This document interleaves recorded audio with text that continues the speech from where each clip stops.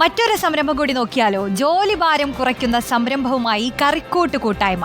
പാചകത്തിൽ അറിവില്ലാത്ത ഏതൊരാൾക്കും മിനിറ്റുകൾക്കകം ഏത് വിഭവവും തയ്യാറാക്കാൻ കറിക്കൂട്ട് കൂട്ടായ്മ കൂട്ടിനുണ്ട്.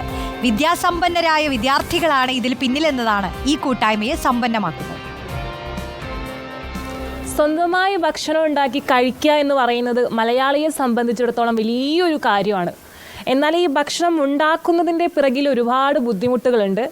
അവ കടയിൽ നിന്നും മേടിച്ച് അവ കഴുകി അത് അരിഞ്ഞ് ഉണ്ടാക്കുക എന്ന് പറയുന്നത് മലയാളികൾക്ക് ഏറ്റവും വലിയൊരു ടാസ്ക് ഏറിയ ഒരു കാര്യം തന്നെയാണ്. ഇതിനെല്ലാം സാധൂകരിക്കുന്ന ഒരു സംരംഭമാണ് നമ്മൾ ഇനി പരിചയപ്പെടാൻ വേണ്ടി പോകുന്നത്. തിരുവനന്തപുരത്താണ്.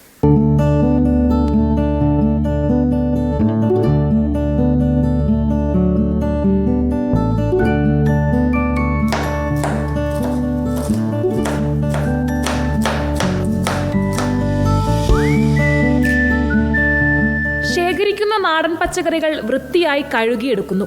പിന്നീട് ഓരോ വിഭവങ്ങൾക്കും അനുസൃതമായി കഷ്ണങ്ങളാക്കി പാക്ക് ചെയ്യുന്ന പണി. തുടർന്ന് അവരുടേത് തന്നെ മാർക്കറ്റിൽ വിൽപ്പനയ്ക്കെത്തിക്കുക എന്നതാണ് കറിക്കൂട്ട് മുന്നോട്ട് വയ്ക്കുന്ന ആശയം.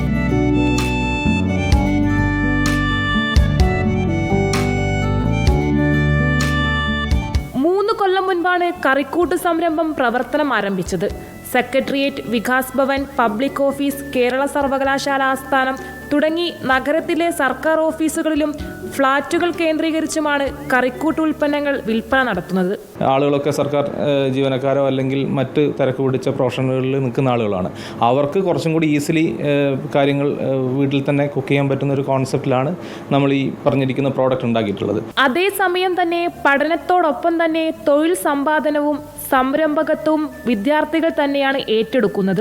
മാർക്കറ്റിംഗിലും സെയിൽസിലും പ്രൊഡക്ഷനിലും പ്രൊഡക്റ്റ് റിസർച്ചിലും തുടങ്ങി അടി മുതൽ മുടി വരെ വിദ്യാർത്ഥിമയം. ഇപ്പോഴത്തെ ജനറേഷനിലെ കുട്ടികളെല്ലാവരും സ്വന്തമായിട്ട് എന്തെങ്കിലും ചെയ്യണം എന്നുള്ള ഒരു കൺസെപ്റ്റിലുള്ളവരാണ്. ഇപ്പോൾ തന്നെ നമ്മുടെ സ്റ്റാഫുകളാണെങ്കിലും കടയിൽ നിൽക്കുന്ന കുട്ടികളാണെന്നുണ്ടെങ്കിലും അവർ ഷിഫ്റ്റ് അനുസരിച്ച് 2 പേര് ഷോപ്പിൽ മാത്രം നിൽക്കാനായിട്ടുണ്ട്.